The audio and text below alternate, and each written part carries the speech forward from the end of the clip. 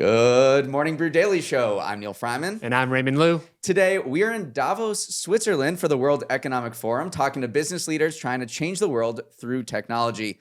Up first, Deepak Pathak, co-founder and CEO at Skild AI. Skild AI is building a brain for robots so they can learn by doing, just like humans and other animals. Skild just raised $1.4 billion at a valuation of $14 billion. This was super fascinating, Ray. Yeah, I'll never think about robots the same again. We talked about designing robots with 8 legs, what makes Pittsburgh a better robot city than Silicon Valley, and what movie gets it right when it comes to portraying robots. All right, without further ado, here's Deepak.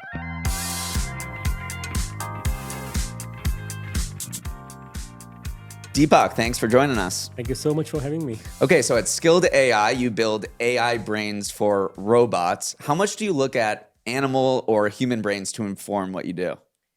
This is a great question. In fact, my whole PhD focused on making AI learn the way humans do. So we do not exactly look at how human brain works because frankly, nobody really knows how human brain works. But we look at the ways humans learn. So for instance, something called observational learning, where babies learn by watching their parents. That's one part of what we do. There is something called curiosity-driven learning. Like if you look at babies, they can play with the blocks and same thing over and over for a long time and keep making new structure. That's like curiosity-driven learning. These are principles which guide how learning happens in humans and animals, not just humans. And we use those principles instead than looking at the brain exactly. What I'm actually curious too is when you're in the design process, what are some like the worst case scenarios that you design against? Sometimes my human brain makes little mistakes. Yeah. Well, believe it or not, the biggest capability of your brain is not what you know already or what you can prepare for. None of them. Mm-hmm. It's your ability to learn. Like you're constantly, every question you ask me, I hope you learn something new from this, right? And that is your capability. They're going from wherever your current state of the world is to a slightly higher, better state where you know slightly more. And that is the beauty. Like we are a constant learning machine. How close do you want to imitate the human brain? Like are robotics companies like yours close to doing that? Yeah, I think that is the key insight for any AI method to work in the real world is the ability to learn, because there'll be so many unseen scenarios that you'll never be able to imagine ahead of time. Like even if I get the smartest engineers in the world, the smartest researchers, you cannot think of all possible corner cases. When you're dealing with the physical world, I hold this bottle over here, my hand may slip, it may slip in a new way I've never seen before. So there are always all these things happening. I have to, in milliseconds, adjust. So we do not try to really imitate, as I said earlier, how human brain works, but try to really imitate this principle. And something we have developed recently, which you what you call like in-context learning for robotics. Now, in-context learning is an idea which basically is like 3-year-old term or 3 or 4-year-old term. The first time it was seen was in language models. In language models, if you give like ChatGPT some example of, okay, if this is my question, this is my answer, this is another question, you should ask it this way. Like you can teach ChatGPT what you want through some examples, right? That is insane. Like that's like teaching humans or some smart humans, right? And it's called in-context learning, but nobody has been able to show that outside of language. Why? Because this really emerged in language models at massive scales, like when you could train beyond 100 trillion tokens. Only at that scale, these models could show these properties. And we are able to show these results, very early science, but very strong results in robotics, where there are some videos where even if you take the robots, if you remove their limbs, they can drag and figure out. That's an idea of adaptation happening in the real world. One of the interesting things about that, when I saw on your website and that video, was just like how it was able to adapt. Can you talk a little bit about how it's still able to walk just by chainsawing those limbs? Yeah, so that result is very interesting. So in that scenario, you might not have noticed in that video, we also write that the model has not seen any of these robots. So not only it's adapting to like after removing the limbs, even that robot before the limbs were removed was new to the system. Interesting. Right? So every robot in that video was never seen by the model. In fact, the model did not see any robots. It just was trained on stick figures in simulation. So what is really happening is that in the first few milliseconds, think of it like your brain gets in the body and then it sends signals to all the motors, everything. It figures out how many motors do I have. Then it figures out which motors are my hand, which are my leg. If I move them, what happens to the body? All that happens in the first few milliseconds. Now you may feel like, wait, how can it happen in one second or so? 1 second for you is like 100 examples for a robot because the body is controlled at 100 times per second. Like cut. You are passing these electrical signals to the motors. So it gets 100 examples in 1 second to adapt. Now, if this is what we call in-context learning. Now, removing limbs is just an extreme depiction of what it can do to make the viewers realize. But putting that brain on a new robot is as interesting as putting it on a robot with no limbs. The same phenomena, like if you remove the limbs, the model itself again sends command to every motor. It realizes, okay, I don't even have my remaining 4 motors. Now I have 8 motors.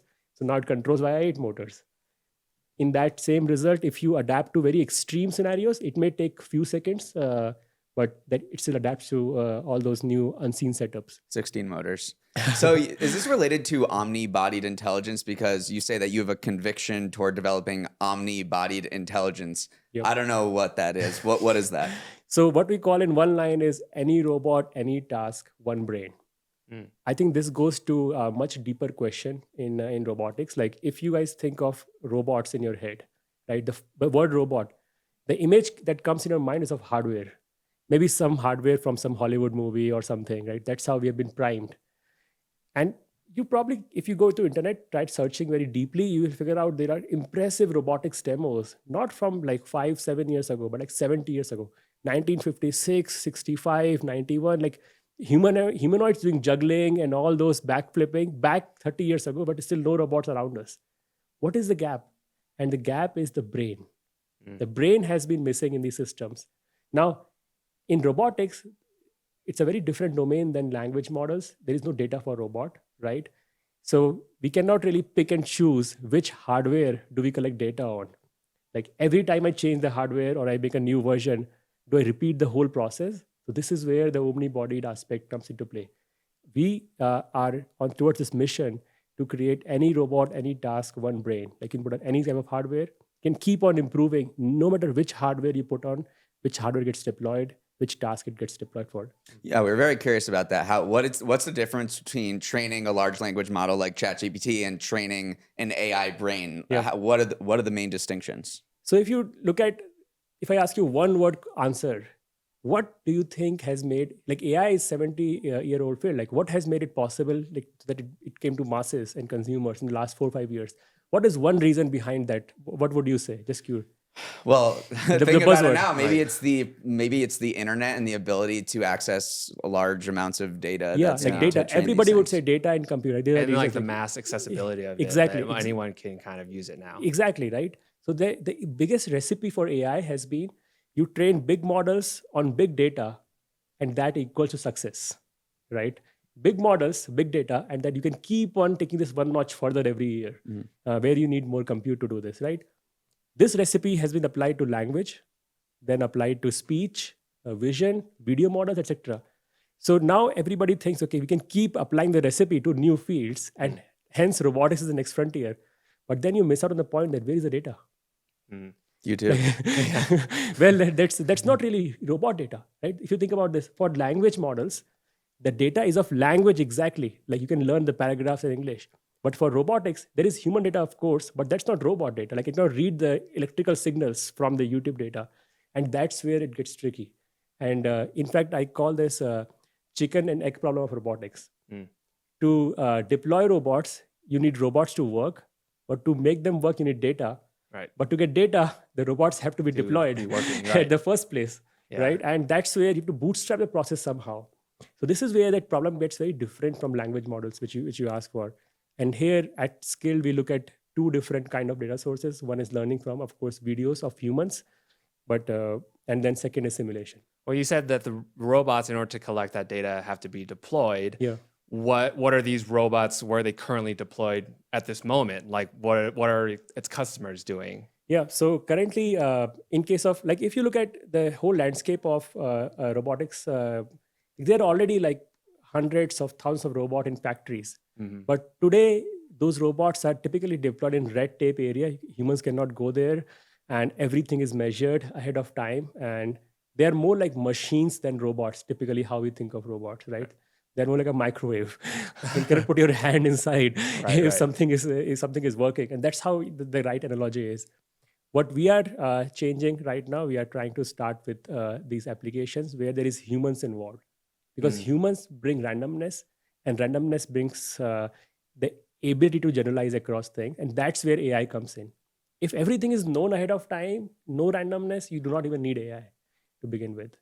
Speaking of like humanoid robots versus microwave types of robots, why are we designing humanoid robots? Should that be a priority? Like, why are we designing C3PO instead of R2D2?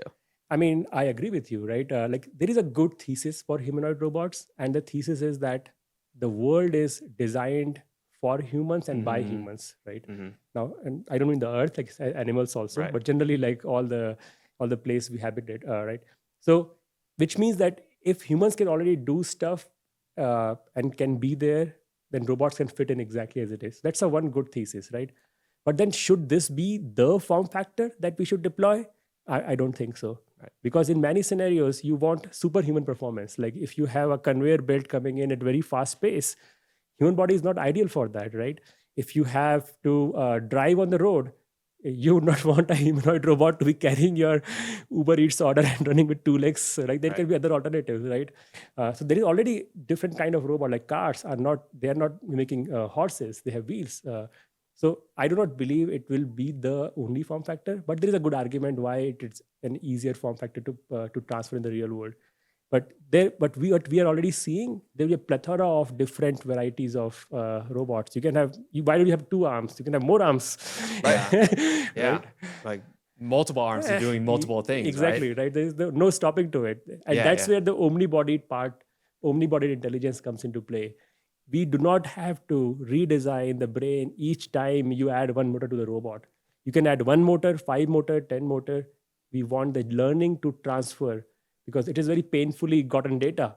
We cannot throw it away just because Neal added one extra motor to his robot. Right. That should not be the case.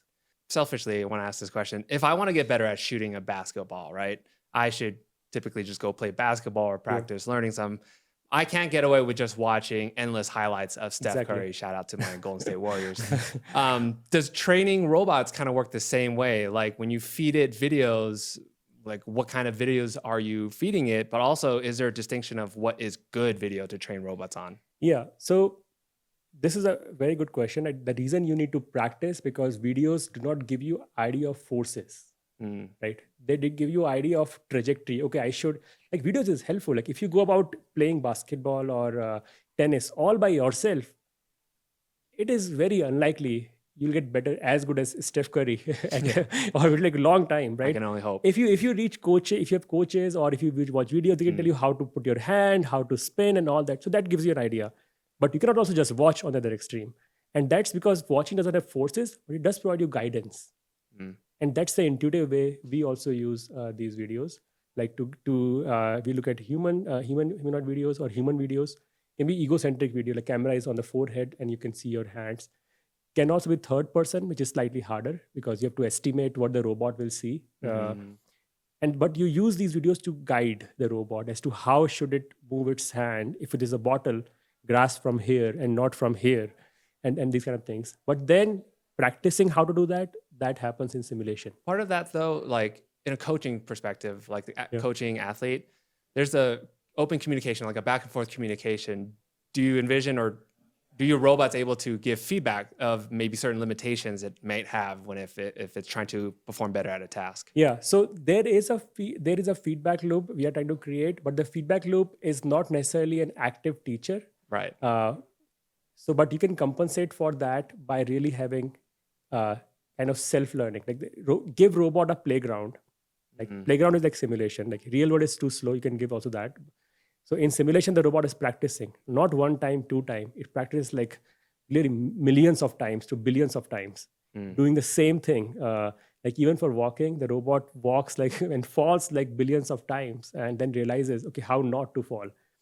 But in doing so, the videos can help guide as to what kind of things they should not waste time on, because there are like infinite possible ways to fail and only few ways to succeed. And videos basically help you localize to those ways. Let's talk about your company for a second. So you guys just raised $1.4 billion a few days ago. So you just cashed a check for $1.4 billion, Very nice. which is an insane amount of money. What are you going to do with that? What is the plan? Yeah, so there are a couple of things we are focusing on. As you can imagine, for any AI frontier lab, like compute is a big cost. So this will be used towards scaling the models and training with even more data, be it videos or be it training from simulation. But that's only part of the thing. The other part we are very heavily focusing on is trying to establish this data flywheel. Like do diverse deployment of different types and use their data to feed back into the model. And this requires painstaking ways to really deploy. It's not like app you cannot just download on a phone and roll out, and you have million subscribers in some time. But here you have to really go. You have to deal with physical issues, the battery or this robot crash or that. So you have to really, and that's take a bit of time and capital expense to do that. So both of these things really prioritizing this year. Is that part of the reason why your company is like headquartered in Pittsburgh? Because oftentimes we hear if you want to build an AI company or tech startup, it's Silicon Valley, but you're kind of on the other side of the country. Yeah, I think the reason is you have to find a good location for where to build a startup. Silicon Valley, because there is talent there, there are a lot of investment, etc. there. But in robotics, like Pittsburgh, if you look at, I've been professor at Carnegie Mellon University. They had the world's first robotics department and the biggest. Awesome. So there have been several big robotics companies like Uber ATG. Earlier, they had their self-driving division. It was in Pittsburgh. Aurora from Pittsburgh. Now there is Stack AV, like autonomous driving for trucks, also Pittsburgh. Several robotics companies. So robotics talent is very dense in Pittsburgh, and being professor at CMU over there, that was a natural starting point for us. But we do have offices in Bay Area and in India as well. So wherever, you have to. wherever talent is there, you have to have offices there. But you're Pittsburgh proud. Speaking, you kind of just slipped it in there that you're a professor at Carnegie Mellon as well. What is it like balancing teaching with leading this $14 billion company? Yeah, so I'm no longer teaching right now. Of course, it's impossible. But I have taught a fair bunch earlier, all the classes. And in AI, like all the approaches we are seeing are so fresh. Like the talent is fairly young, right? Like these are like students from, even if you look at the people who built GPT, like the Transformer, they were all like undergrad or master's student, like with 1 or 0x years of experience. And that's the talent you really want to appeal to while building this. So have you hired your former students? Yeah, I was going to say, did students go up to you and be like, hey, I saw you started a company. I have hired, but I have also lost few because it's like our lab had some good results. So every big company is eyeing these students. So yeah. Any similarities to kind of the skill set of a professor with being a CEO of a company? I would say a lot. It's like surprising a lot. Actually, you can, if you typically think about professors, right, the typical images, okay, deep into books and come to class and this eccentric people, right? That's how scientists have been shown. Professorship in US, I would say, is very similar to running a small startup. Yeah. Why? Because you have to raise your own funds. Like it's not like at places like these universities like CMU, Stanford, students are pretty costly. Like, and you have to, and these are one of the top students in the world, so to attract them. Like if you are hiring at universities, you can say, okay, at CMU, it's at one of the top schools to get good students easily. But no, there's competition from Stanford, Berkeley, MIT. They all compete against each other. So the good labs are able to attract good talent. You have to attract good funding. These are the two key nuggets of a startup founder. One difference though is tenure. Tenure. Well, tenure is always if you do good work, it happens. which can be like IPO Yeah. analogy in startup world. There is one difference though. In academia, the timeline for the Right. impact of your research is much longer than in industry. Right. But with the advent of AI, we are seeing all these ambitious companies working on like decade time scales. OpenAI, of course, they are doing business, but they're also working on like their massive spend on research. Yeah. You're seeing more of a marriage SSI. between academia Yeah, and exactly. the startup culture. Yeah. So we just have a few questions left, but we have to ask you that you said robots have been depicted for decades, since the 40s, 50s, 60s. Do you have a favorite depiction of robots in science fiction or Hollywood? And then the second part of that is, is that the most realistic? And if not, what is? Yeah. So as I said, the most important part of a robot is the brain. And what is brain? Brains are mini learning machine, right? And this thing, not many movies get right. One of my favorite movies is Interstellar, and they of course have the stars and cases. Classic. But unfortunately, they also did not get this right. Their robots are already too smart to begin with. I saw this recent movie. It's an animated movie, The Wild Robot. I don't know if It came out like past couple years. Yeah, past couple of years, Yeah. and got very popular with kids and everything. But that is, I think, one of the first time I see a robot, because the first 15 minutes of the movie is that robot learning about the scenario, just sitting and playing and then trying different things, and that is what robotics is all about. That I would think is the first like real depiction of what a robot of the futures will look So like. do your friends enjoy watching sci-fi movies with you? You're just constantly breaking down the robots that show up? Yeah, like Yeah. I'm I think sci-fi movies maybe fun or not, because I cannot miss a single word. If somebody puts a utensil in the background I cannot hear, I will repeat that. So Right. it may be fun or not fun at the same time. Yeah. I'm this huge nerd for them. Okay, so I want to wrap it up here. So we're here at Davos, and you look around here, can't go 3 steps without seeing AI plastered everywhere. I mean, I saw a sign where not even together, just the letter A and I highlighted, even if they're in the same word. To what extent do you think it's a buzzword compared to an actual world-changing technology on par with the Industrial Revolution? I would say it is not a buzzword, and it is a world-changing technology. And Right. I think it's very clear to people already. Like, if you think of ChatGPT, I mean, ignore what business impact it had. Like, you can just ignore all of that. But as a human, what do you think about intelligence? Like, what intelligence is, and what you value in other humans? That opinion changed before and after ChatGPT. Right? Maybe before ChatGPT, you would value intelligence the most attractive feature. Maybe not, but some people would. But now today, that's a feature. Like, and we know that that's already at risk.